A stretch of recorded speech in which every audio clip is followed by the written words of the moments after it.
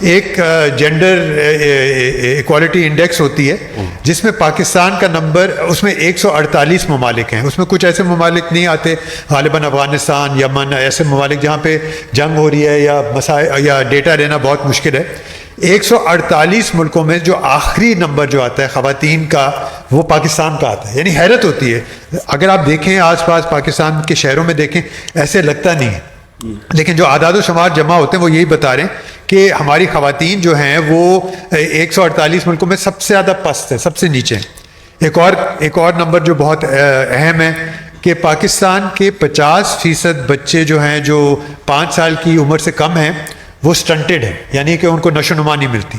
تو یہ آپ معیشت چاہے آپ کی جو کچھ بھی ہو جائے، اگر یہ 3-4 بنیادی چیزیں نہیں ہو رہی، خواتین، تعلیم اور صحت، اور بچوں کی صحت اور خواتین کی صحت اور تعلیم، تو باقی چیزیں بالکل بیکار ہیں. آپ کریں بانڈز اپنے لانچ کریں، آپ اپنے IMF سے بات چیت کریں. تو اور یوسف نے بالکل صحیح بات کی کہ جب IMF ہوتا ہے آپ کے پاس تو اس کا مقصد یہ ہوتا ہے کہ ملک کو سٹیبلائز کرے، یعنی معیشت کو سٹیبلائز. ملک کو تو خیر شاید 2-3 لوگ کر رہے ہیں، لیکن اس کے علاوہ جو ہے تو ملک کو سٹیبلائز کرے، معیشت کو.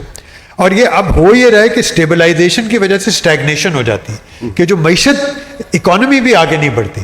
تو اب پھر سمجھ نہیں آتی. آپ ریفارمز کی جو بات کرتے ہیں، ویسے تو ہم 8-10-12 چیزیں کہہ سکتے ہیں کہ سب کو انصاف ملنا چاہیے، حقوق ہونے چاہیے، آواز بلند کرنے کا حق ملنا چاہیے کہ بھی بتائیں کہ کیا غلط ہو رہا ہے کیا نہیں ہو رہا ہے. یہ ساری چیزیں بہت اہم ہیں.